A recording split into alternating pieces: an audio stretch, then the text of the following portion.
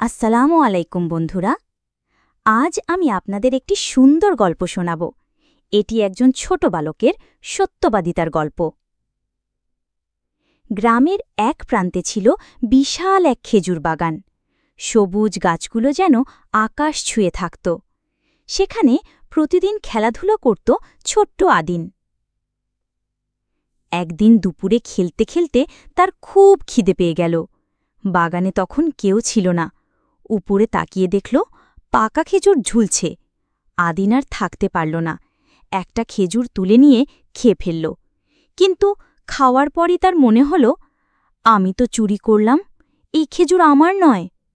আদিনের মন খারাপ হয়ে গেল, সে ভয় পেয়ে গেল। কিন্তু মনে মনে ভাবল, না, আমি মাকে সব বলে দেব, মিথ্যা বলে লুকাব না। বাড়ি ফিরে মায়ের কাছে গিয়ে কাঁদতে কাঁদতে সব বলে দিল। মা প্রথমে অবাক হলেন, তারপর ছেলেকে বুকে জড়িয়ে ধরে বললেন, বাবা, তুমি ভুল করেছ, কিন্তু সত্যি কথা বলে খুব ভালো করেছ। আল্লাহ সত্যবাদীদের খুব ভালোবাসেন। আদিনের মা তখন হাত তুলে দোয়া করলেন, হে আল্লাহ, আমার ছেলেকে সত্যবাদী বানিয়ে রাখুন, তাকে জ্ঞান আর হিকমত দান করুন।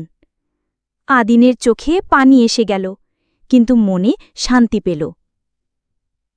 বছর ঘুরে গেল, আদিন বড় হতে লাগল। সে পড়াশোনায় খুব ভালো করত, কিন্তু তার সবচেয়ে বড় গুণ ছিল সে কখনো মিথ্যা বলত না। গ্রামের সবাই তাকে বিশ্বাস করত।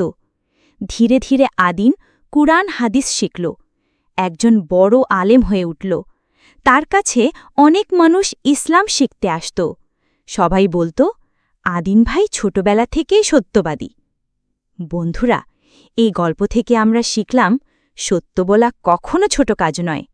একটি সত্য কথা পুরো জীবনকে বদলে দিতে পারে। আল্লাহ সত্যবাদীদের খুব ভালোবাসেন। আপনারা যদি এই গল্পটি ভালো লেগে থাকে, তাহলে অনুগ্রহ করে চ্যানেলটি সাবস্ক্রাইব করুন, লাইক আর কমেন্ট করে জানান আপনাদের মতামত। আল্লাহ হাফেজ।